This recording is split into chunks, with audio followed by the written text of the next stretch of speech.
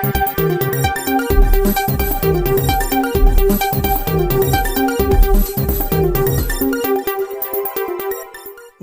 મિત્રો, મારી ચેનલમાં તમારું સ્વાગત છે। કોરોના મહામારીના ભયાનક દોરમાંથી માંડ બહાર આવેલી દુનિયા સામે હવે વધુ એક જીવલેણ વાયરસનું સંકટ ઘેરાયેલું છે। વિશ્વ આરોગ્ય સંસ્થાએ આફ્રિકન ખંડના ડેમોક્રેટિક રિપબ્લિક ઓફ કોંગો અને પાડોશી દેશ યુગાન્ડામાં વિસ્ફોટ ગતિએ વધી રહેલા ત્યારે ઇબોલા વાયરસના સંક્રમણ આંતરરાષ્ટ્રીય જાહેર પર આરોગ્ય કટોકટી જાહેર કરી દીધી છે।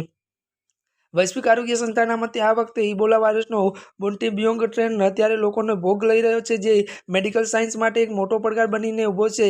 આરોગ્ય નિષ્ણાતોના અત્યારે જણાવ્યા અનુસાર મનુષ્યમાં મોટા પાયે ઇબોલા ચેપ મુખ્યત્વે 3 ટ્રેન કેરળ, સુદાન અને બુન્ટીબિયોંગ અત્યારે દ્વારા ફેલાય છે।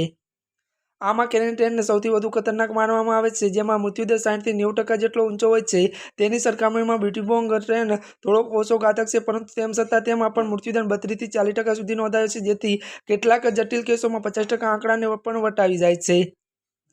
દર્દી બચે ત્યારે એક નહીં, પણ તેનો આધાર તેની ઉંમર અને શારીરિક રોગપ્રતિકારક શક્તિ અને તેને કેટલી વહેલી સારવાર મળે તેના ઉપર રહેલો છે। સંશોધકોનું માનવું છે કે જંગલી પ્રાણીઓ, ખાસ કરીને ચામાચીડિયા, આ વાયરસના મુખ્ય વાહક છે। વન્યજીવોના સંપર્કમાં આવવાથી આ વાયરસ માનવ વસ્તીમાં પ્રવેશે છે, ત્યારબાદ તેને ખતરનાક બનીને અસંખ્ય લોકોના જીવ જોખમમાં મૂકે છે। ત્યારે મિત્રો, અત્યાર માટે બસ આટલું જ। અમારી ચેનલમાં નવા હોય તો અમારી ચેનલને લાઇક, શેર અને સબસ્ક્રાઇબ કરી દેજો। ધન્યવાદ।